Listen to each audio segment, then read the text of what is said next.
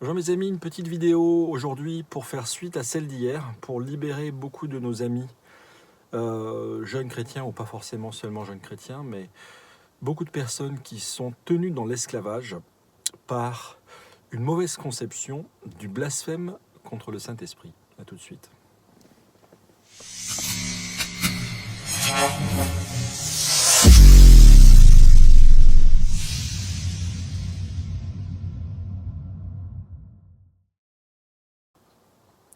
Bonjour mes amis, je voudrais compléter la vidéo d'hier aujourd'hui. Je commence à tirer un peu en rafale.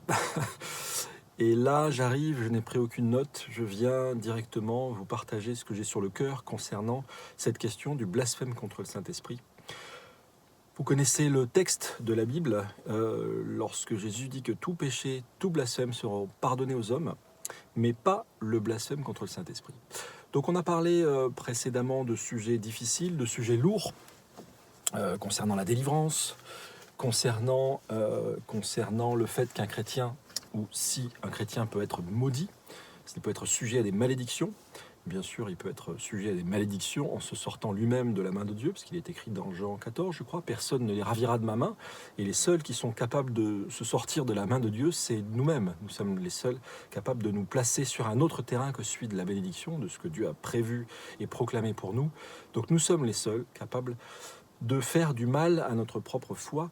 Et alors Jésus, lorsqu'il dit « tout péché », et tout blasphème seront pardonnés. Donc il y a plusieurs types de blasphème, c'est-à-dire prendre le nom de Dieu en vain. Bien souvent, quelqu'un va se coincer le doigt dans la porte et dire oh, un juron qui va impliquer le nom de Dieu, ou quelqu'un va dire oh, Alléluia. C'est typiquement prendre le nom de Dieu en vain. Bon, c'est pas vraiment un blasphème, mais bon. Par contre, on a des gens, et c'est pour ça que je fais ce message en lien, en relation directe avec ce que j'ai fait sur la délivrance et sur la malédiction. Nous avons des gens dans notre sein qui sont persuadés d'être possédés ou d'être espionnés de l'intérieur. Et la première des choses que je voudrais dire, c'est le diable ne lit pas dans les pensées. Il ne lit pas dans les pensées. Ceux qui vous ont enseigné le contraire se trompent. Le diable ne lit pas dans les pensées. Le seul qui lit dans les pensées, qui connaît, qui lit les desseins des cœurs, c'est notre Dieu, bon et tendre et compatissant, qui nous a donné un avocat, un médiateur entre lui et nous, qui est Jésus-Christ, Jésus-Christ le juste. Et c'est vers lui que vous pouvez à tout moment vous tourner quand vous avez péché. Et beaucoup de gens sont dans une culpabilité, j'en ai déjà parlé, une culpabilité émotionnelle. Vous savez ce que dit l'apôtre Jean dans son épître. Il dit « Si votre cœur vous condamne, Dieu est plus grand que votre cœur. Si votre cœur vous condamne, Dieu est plus grand que votre cœur. » Et bien souvent, cette culpabilité émotionnelle est le fait de gens qui ont eu des brèches dans leur vie, des vies difficiles, des enfances brisées, des échecs successifs, échecs à l'école, échecs dans leurs relations humaines, ou des gens qui ont un fonctionnement cérébral différent. Parce que vous savez qu'il y a plusieurs sortes d'intelligence. Des gens qui ont un fonctionnement cérébral différent, qui sont hypersensibles, ou qui ont des difficultés particulières, ou qui ont été brisés par la suite de traumatismes, d'accidents, accidents de la vie, dans le couple, dans le travail, etc. Donc, des gens ont cette fragilité émotionnelle. Je peux vous dire moi-même, mon propre témoignage, ça a duré pratiquement 2 ans. Je me suis converti en 1989. C'est pas tout jeune. Je prenais des drogues à l'époque, beaucoup de drogues.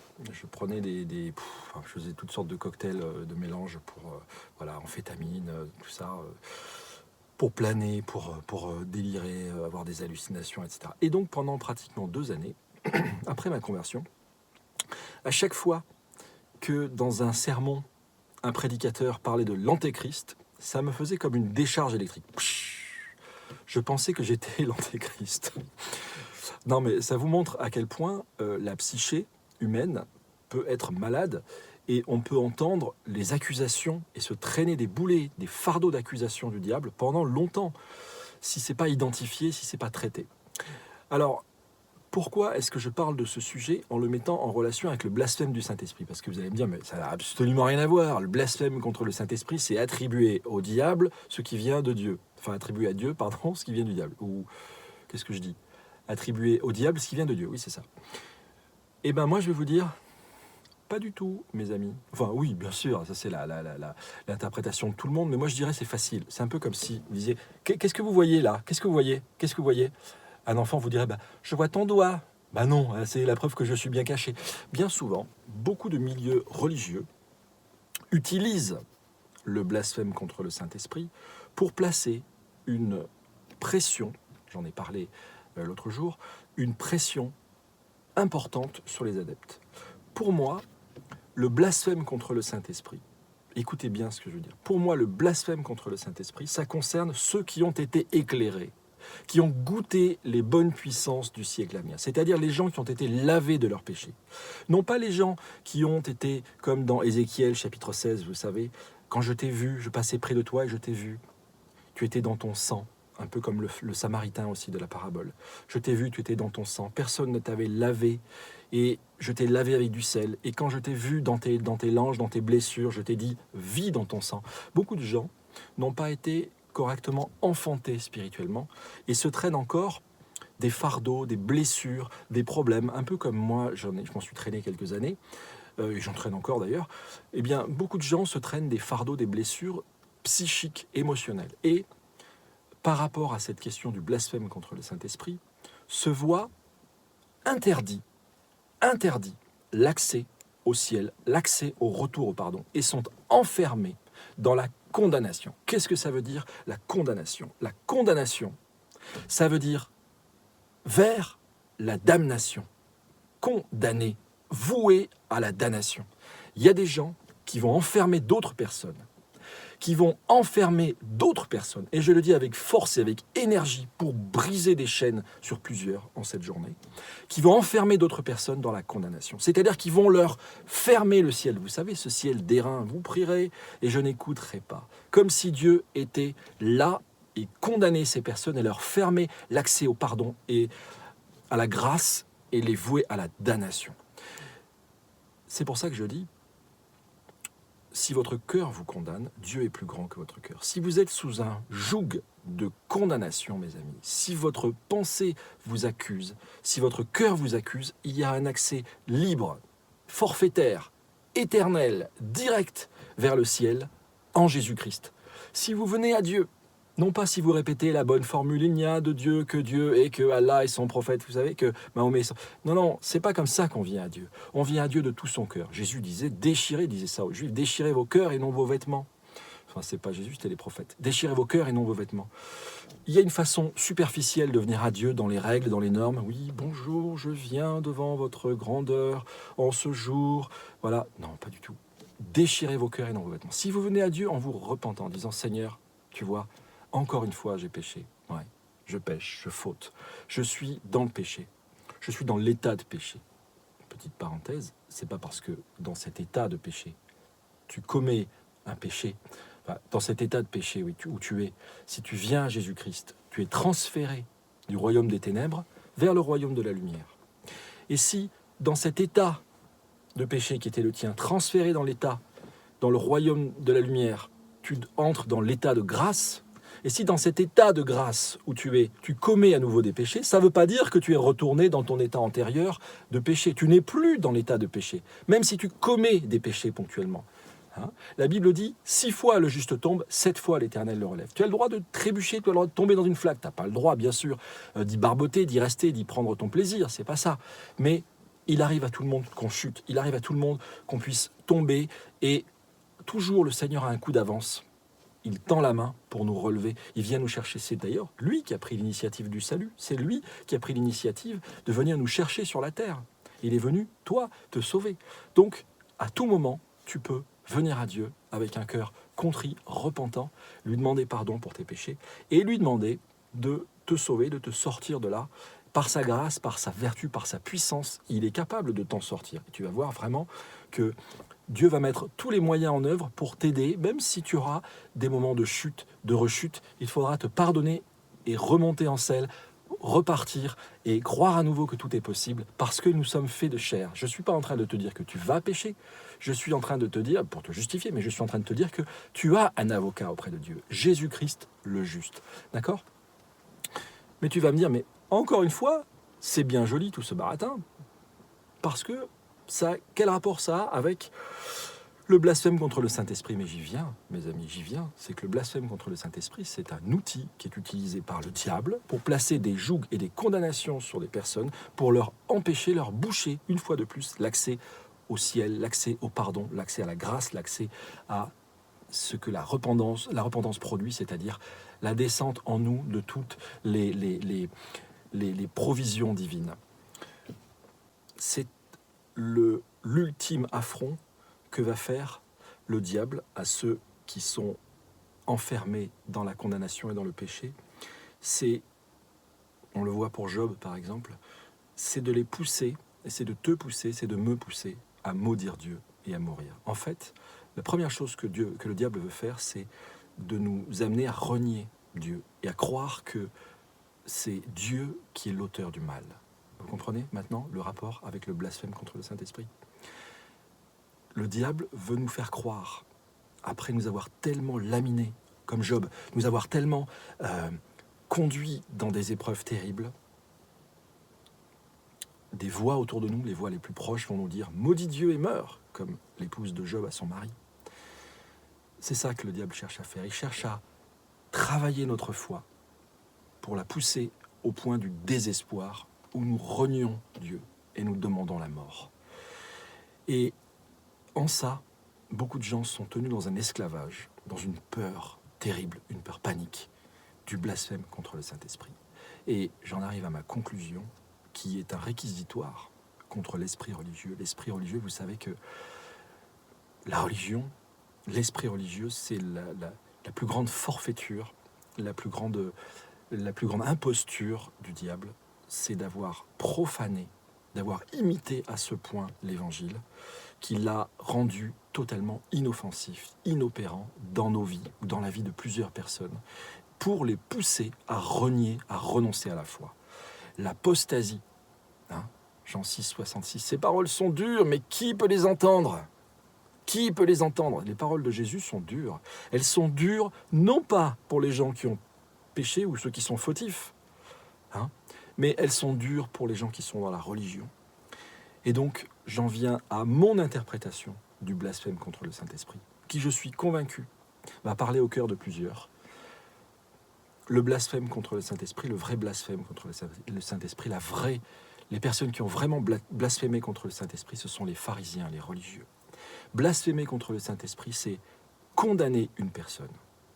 Condamner une personne, lui empêcher l'accès au pardon, lui empêcher l'accès au ciel, au nom de préceptes ou au nom d'une position qui est la nôtre, où on va en usurpant l'autorité de Jésus. Vous savez que Jésus a dit « Pardonnez ceux à qui vous pardonnerez les péchés, ils leur seront pardonnés, ceux à qui vous retiendrez les péchés, ils leur seront retenus. » Ça évoque un souvenir pour vous ? Alors moi, je n'ai encore retenu les péchés à personne. Je ne suis pas comme Dieu, je n'ai pas l'autorité de retenir les péchés.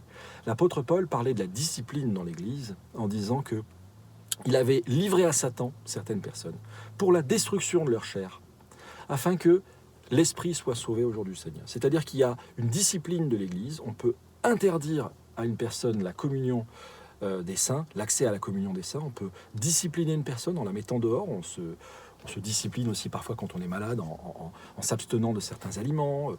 Donc on est tous dans cette fonction de discipline. On le fait avec nos enfants, on le fait dans le travail, on le fait partout. Il faut discipliner le jardin. Quand quelque chose pousse, il faut mettre des tuteurs, on met aussi des clôtures. Il faut discipliner. Tout doit être discipliné, c'est normal. Mais cette discipline a pour but, je dirais, l'éducation, la libération de l'autre, son édification. Il y a deux sortes de jugements dans la Bible. Il y a le jugement de grâce qui équivaut dans notre société à la prison, et il y a le jugement de colère. Le jugement de colère équivaut à la peine de mort dans notre société. Et Dieu, dans sa colère, on le voit souvent, il vient détruire. Il y a un moment où, on le voit aussi dans l'Apocalypse, Dieu dit « c'est fini ». la porte de l'arche est ouverte, entrez, entrez, entrez, entrez par paire, venez avec votre conjoint, entrez, entrez, entrez. Vous, toutes les races de la terre, tous les animaux possibles, imaginables, entrez. Et à un moment, Dieu ferme la porte. Mais Dieu ferme la porte de sa propre autorité, quand lui estime que le temps est fini, que le temps est terminé. Et ce n'est pas à nous de savoir quels sont ces temps. C'est Dieu lui-même qui a ce pouvoir-là de décréter que c'est fini. Les dés sont jetés, le sort est jeté, les choses sont terminées. Le film est fini. The end, c'est la fin de l'histoire. C'est terminé, mes amis. On n'entre plus, maintenant c'est fini. Avant j'étais ton avocat, maintenant je suis le juge. J'ai changé d'habit. Personne, et j'en termine par là, personne n'a le droit de dire que pour une personne, c'est fini. Il n'y a plus de pardon, il n'y a plus de repentance. Lui, s'il ne se repent pas, voilà, personne n'a le droit de le dire. Et je peux vous dire que c'est la bonté de Dieu qui nous pousse à la repentance. C'est la bonté de Dieu qui nous pousse à la repentance. Ce n'est pas votre discipline ecclésiastique. Ce n'est pas la dureté avec laquelle tu vas discipliner quelqu'un, comme tu le ferais avec un chien ou avec un animal, ou avec. C'est pas la dureté qui va faire qu'une personne va être conduite à la grâce. C'est la grâce qui va pousser un cœur à se repentir, à se tourner vers Dieu, à revenir à Dieu entièrement. C'est le seul exemple que nous pouvons avoir, c'est celui de Jésus-Christ, qui est venu, qui est descendu dans la chair. Jusqu'à quand vous supporterai-je? Et le seul blasphème, et à mon avis, ceux qui seront damnés, vous m'écoutez bien là? Ceux qui seront damnés, ceux qui iront en enfer, ce sont ceux qui auront blasphémé, c'est-à-dire qui auront voué à la damnation, qui auront envoyé en enfer des âmes qui étaient chargés de péché, qui ont rajouté sur eux des fardeaux que eux-mêmes ne veulent pas remuer du petit doigt.